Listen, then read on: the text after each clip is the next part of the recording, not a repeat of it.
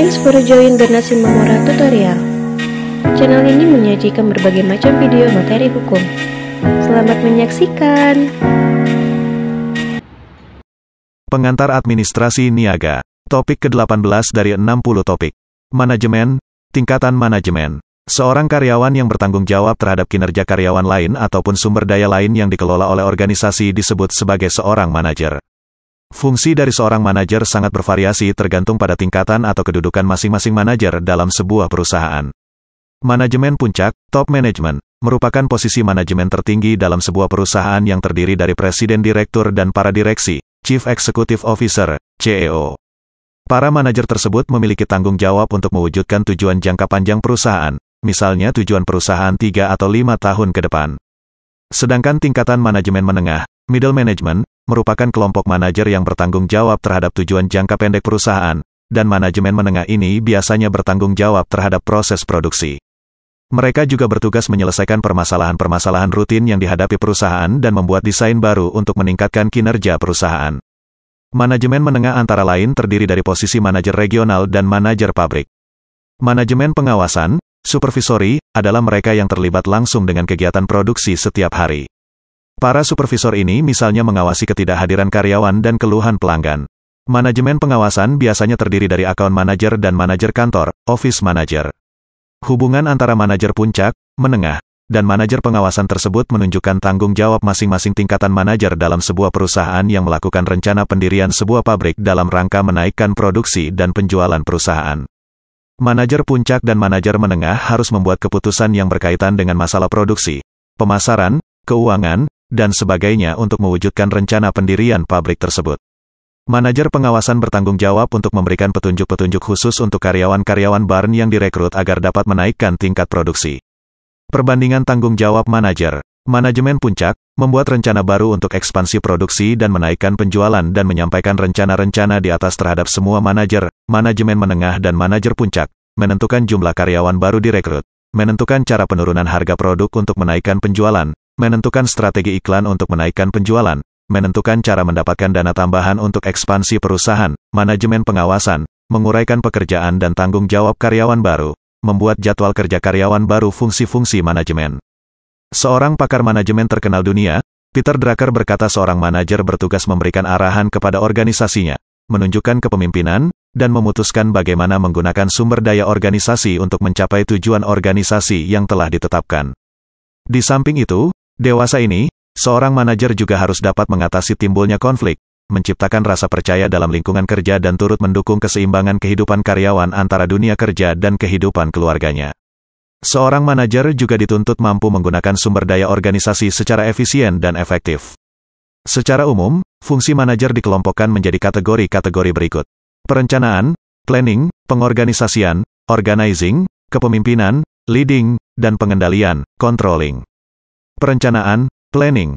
Perencanaan antara lain meliputi tindakan mengantisipasi kecenderungan yang sedang berkembang dan menentukan strategi dan taktik terbaik untuk mewujudkan tujuan sebuah organisasi. Dewasa ini kecenderungan yang berkembang dalam organisasi adalah adanya tim perencanaan di dalam organisasi yang bertugas membantu melakukan pemantauan lingkungan, mencari peluang bisnis, dan mendeteksi tantangan-tantangan yang akan dihadapi perusahaan. Perencanaan merupakan kunci pokok dalam manajemen karena fungsi-fungsi manajemen lainnya akan berhasil apabila sebuah organisasi memiliki perencanaan yang baik. Dalam sebuah perusahaan, fungsi perencanaan menunjukkan bagaimana persiapan perusahaan tersebut untuk menghadapi kondisi bisnis di masa mendatang. Perencanaan merupakan fungsi pertama manajemen yang terdiri dari proses pembentukan visi, tujuan, dan sasaran organisasi. Bagian dari proses perencanaan adalah menciptakan visi organisasi. Visi sebuah perusahaan lebih tinggi tingkatannya dari tujuan dan sasaran perusahaan tersebut. Visi merupakan dasar eksistensi sebuah perusahaan atau organisasi. Visi tersebut memberikan dasar tentang bagaimana mencapai tujuan organisasi dan nilai-nilai apa yang berhubungan dengan pencapaian tujuan tersebut. Pendirian sebuah perusahaan harus selalu didahului dengan penetapan visi yang jelas untuk mendapatkan arah dan target yang ingin dicapai.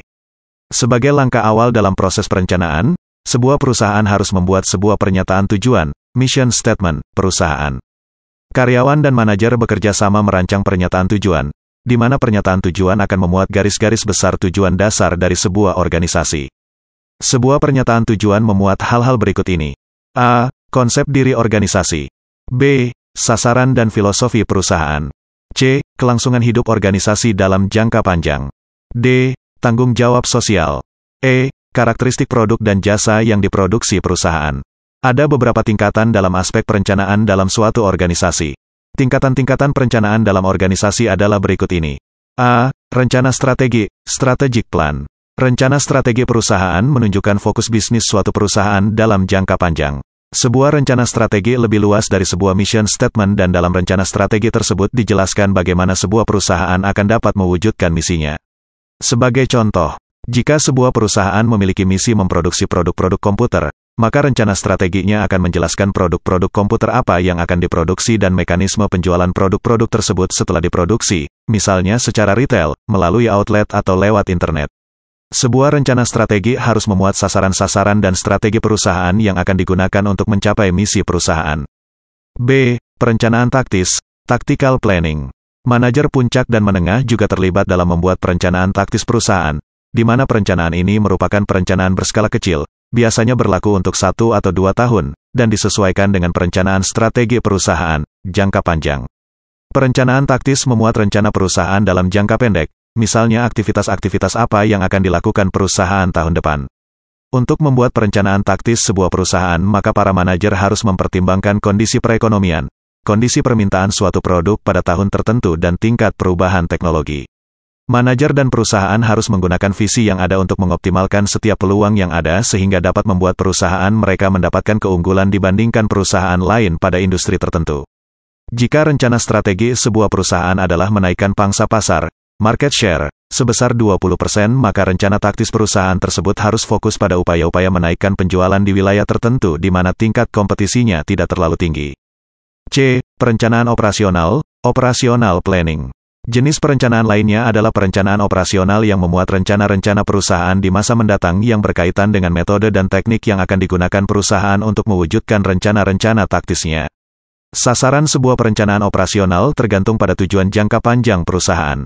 Sebagai contoh, seorang manajer puncak sebuah perusahaan dapat menetapkan tujuan perusahaan, yakni menaikkan penjualan sebesar 12% per tahun selama beberapa tahun ke depan. Setiap karyawan bagian penjualan akan diminta menaikkan penjualan masing-masing sebesar 1% per bulan. Hal ini menunjukkan bahwa sasaran bulanan karyawan bagian penjualan tersebut merupakan wujud dari tujuan jangka panjang yang telah ditetapkan manajemen puncak sebelumnya. D. Perencanaan kontingensi, contingency planning. Sebagian dari rencana-rencana perusahaan mungkin saja tidak tercapai karena adanya kondisi bisnis tertentu belum diketahui. Untuk keadaan seperti ini, perusahaan dapat menggunakan perencanaan kontingensi, darurat, yakni perencanaan yang dibuat sebagai rencana alternatif untuk mengantisipasi berbagai kondisi bisnis yang mungkin timbul. Rencana yang akan dilakukan tergantung pada kondisi bisnis tertentu yang sedang terjadi.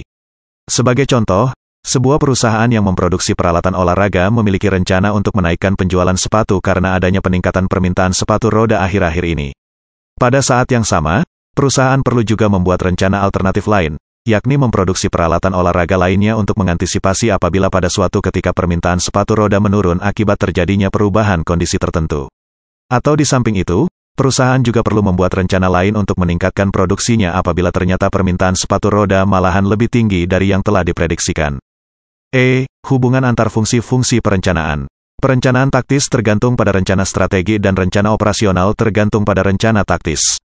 Perencanaan kontingensi menyediakan berbagai rencana alternatif untuk rencana operasional untuk kondisi dan situasi tertentu, misalnya permintaan produk yang lebih rendah atau lebih tinggi dari yang diprediksi perusahaan. Untuk mengetahui bagaimana rencana-rencana tersebut dapat berjalan secara harmonis, perhatikan kasus berikut ini. Asumsikan perusahaan Anda akan memproduksi kemeja pria dan rencana strategi yang dibuat telah dijelaskan dengan spesifik target untuk ekspansi produksi perusahaan pada produk-produk terkait. Dalam hal ini, perencanaan taktis Anda dapat berupa rencana memproduksi satu jenis produk lain secara bersamaan dengan produksi pakaian pria tersebut, misalnya saja memproduksi pakaian wanita. Rencana operasional Anda secara rinci akan menjelaskan perubahan operasional perusahaan yang perlu dilakukan yang berkaitan dengan produksi dan penjualan produk pakaian wanita. Secara khusus, rencana tersebut menjelaskan bagaimana pembelian bahan baku pakaian dilakukan setiap bulan, bagaimana menentukan harga jual produk pakaian wanita tersebut, dan kemana produk tersebut akan dijual. Rencana kontingensi juga dapat memuat persiapan-persiapan yang dilakukan perusahaan untuk menghadapi persaingan pasar untuk produk pakaian wanita. Jika hal ini terjadi, maka rencana kontingensi bisa saja diperluas untuk jenis produk lainnya, misalnya untuk produk jenis celana pria. Subscribe dan like, agar Anda mendapatkan update tutorial lainnya. Bagikan juga link video ini, agar teman lain juga mendapatkan manfaat channel ini. Sampai jumpa.